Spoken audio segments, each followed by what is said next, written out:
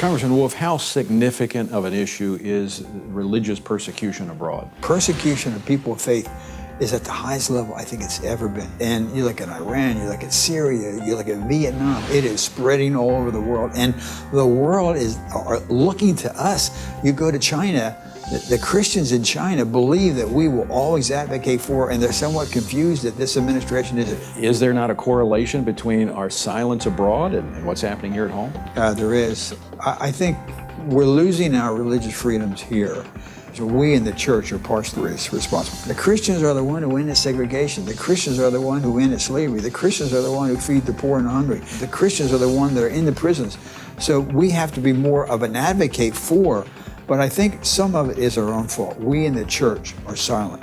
You very seldom hear the church advocate. Now, the Pope has been very good. Couple of prominent people, but overall the church is somewhat afraid to speak out. Pastors are afraid. We have almost allowed the opposition to define the argument. So Christians they obviously need to be registered to vote. They need to vote, but they need to vote along the lines of this issue, where a candidate stands on the defense of religious liberty and support for the persecuted church. It is one of the major issues. And as Bonhoeffer said, not to speak is to speak. This was what America was founded on, the First Amendment, religious freedom.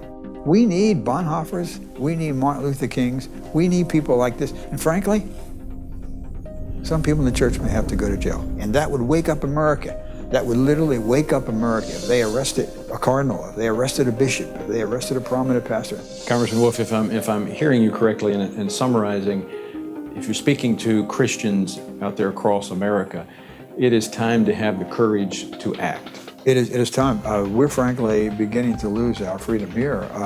Cardinal George, who's the cardinal in Chicago, he made the comment, he expects to die in bed. His predecessor will die in prison, and his predecessor will die a martyr. We are losing our freedoms here. And so I think Christians, people of all denominations, people of all faiths have to come together. Religious freedom ought to be the dominant issue that they should be pushing. What is the role of Congress in religious liberty? Right now, don't expect government and Congress to take the lead on this issue. If they are not hearing from the church outside, this Congress will not do anything. The average member of Congress responds to telephone calls. If each church were to adopt a prisoner of conscience, if each church, one church in every congressional district adopted a Pastor Abedini, they could pray, they could write. But if the group of churches in a broad-based denominations, different denominations, when the member of Congress comes home, meet with them and say, this is an issue that we want you to be active in, and then the member will. And lastly, it has to be done on a bipartisan way.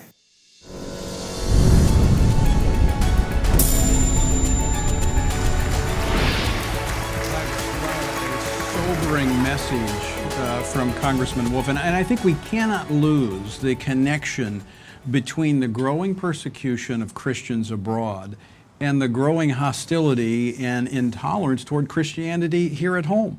If we as Christians in America grow silent in the face of opposition, Christians abroad will die. It's true, and defending our religious liberty in the U.S. is so key. It's so important, and making sure that we take that defense of it into the voting booth. We take it and we rally together with other Christians, not just for those across, in other countries, but here in our own country, where some of our own religious freedom is at risk.